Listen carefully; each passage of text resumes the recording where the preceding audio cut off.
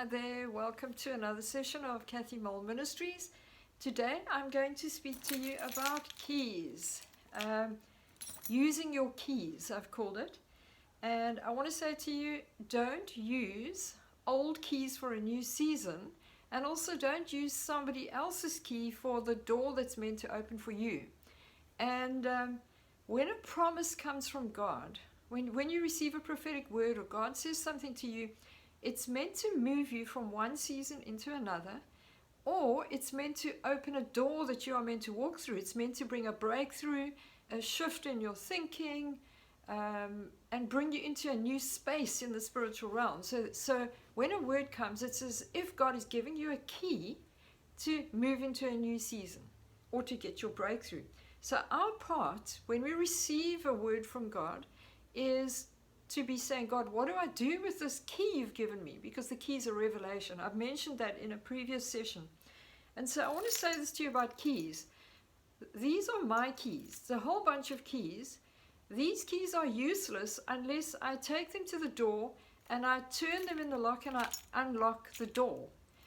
If I just carry them around, they actually end up becoming a hindrance to me, and they just take up a whole lot of unwanted space and make a whole lot of noise. And so a lot of people, not understanding that they have a part to play when God speaks to them or gives them an amazing prophetic word, they don't understand that their part is to use it as a key.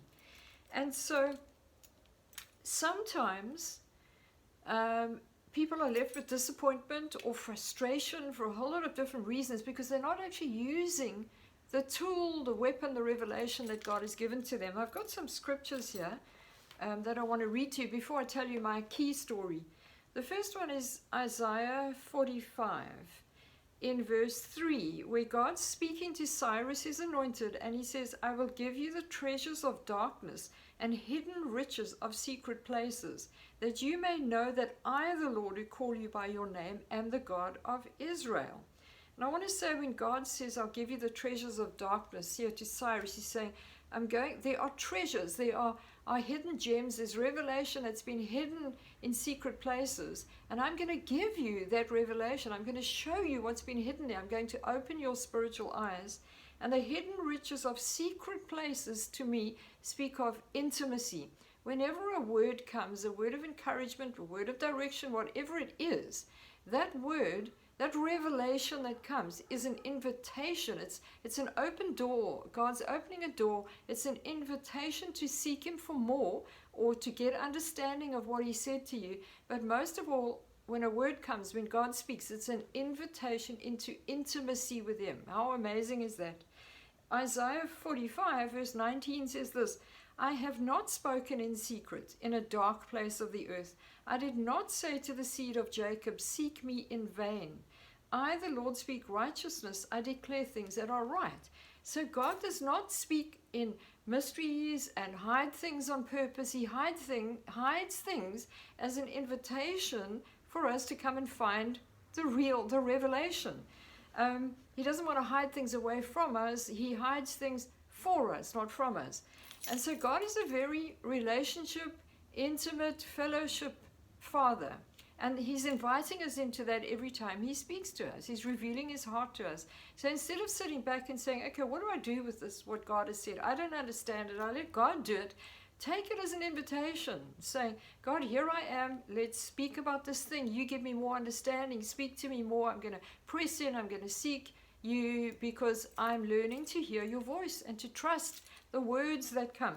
So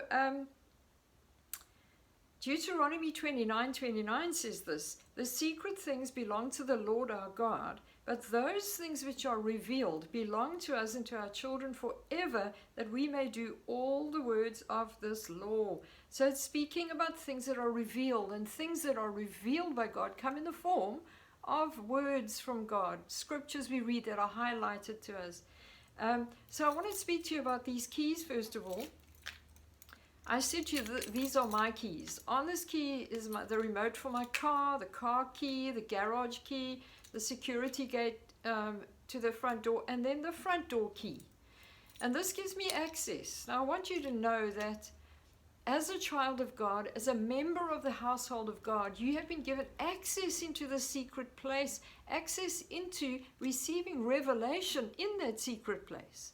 You have keys that give you access. The blood of Jesus, the fact that Jesus made the way open for us. We have access, and we're given the keys to come in and say, I'm part of this household. God, what do you want to say to me today?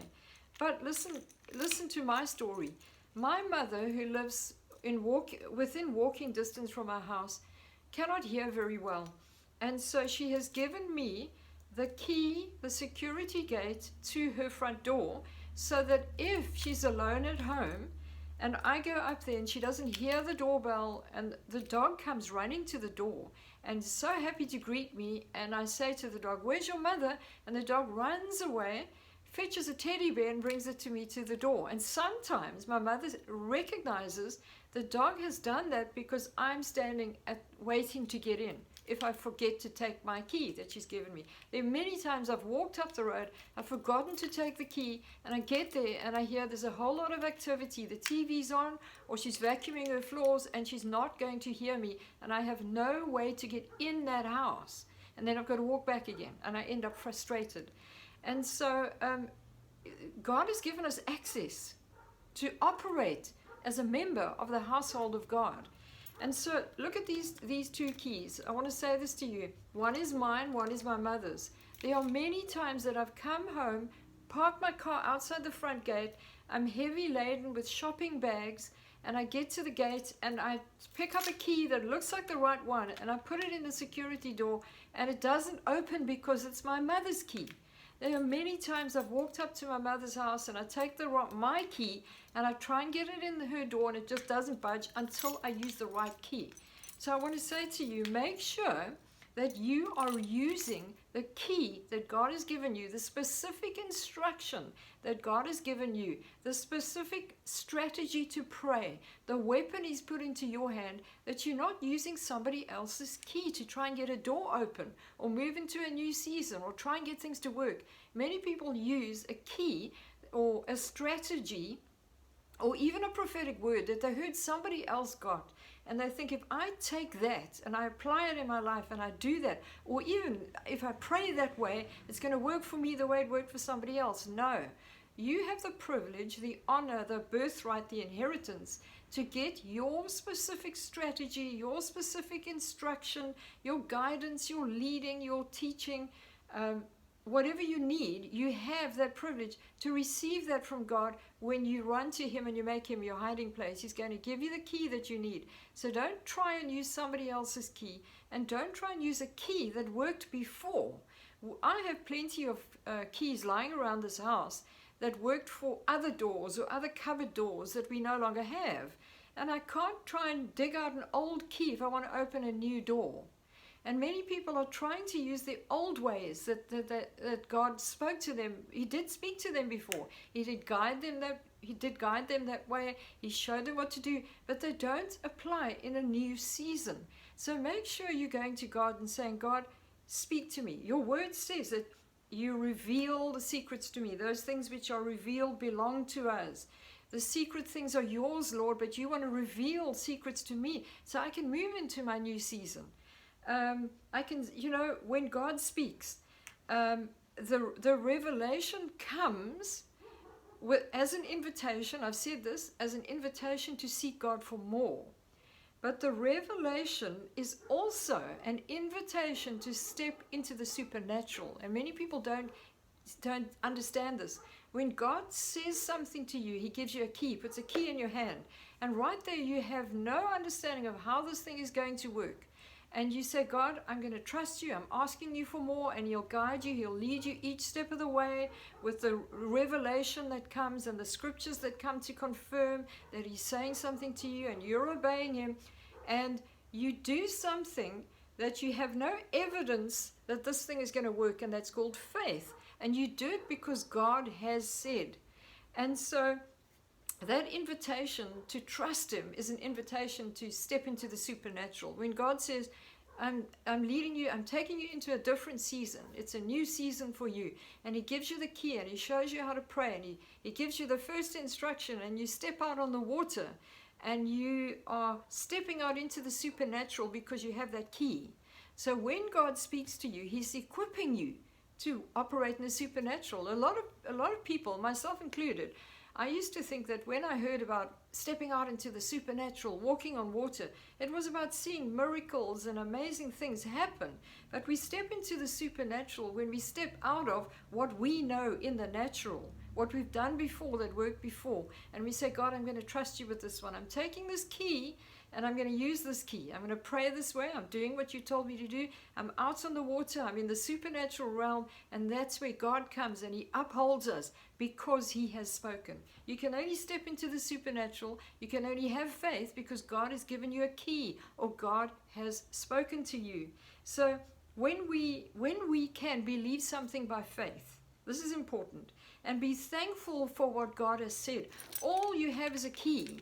You don't have the car yet. You don't even know where the door is yet, but God has given you the key. And you say, God, I thank you for what you promised me. I thank you for what you've said. That's you stepping out into the supernatural. When you can be thankful before you even receive what God has promised, that is supernatural life. When God speaks, when God reveals something, it brings peace. And you know that peace that you have that surpasses all understanding. It guards your heart and your mind because you know God has said. We all need that today. So your job today, your homework today is to sit with God and say, God, maybe when you open your front door and you walk out the door and you have your keys in your hand and you're walking towards your car and you say, God, I thank you for the keys that you're going to give me today, for the revelation that you're going to give me. That's an invitation to seek you, to get into that intimate place with you, where you're going to reveal those treasures and those secrets, those hidden things in the secret place. So be encouraged with that today. You are a member of the household of God, and you have access to the doors that lead into a new season. You have access to increase as God reveals things to you. So be saying, God, here I am. I'm waiting. I'm ready to listen. Be encouraged with that today.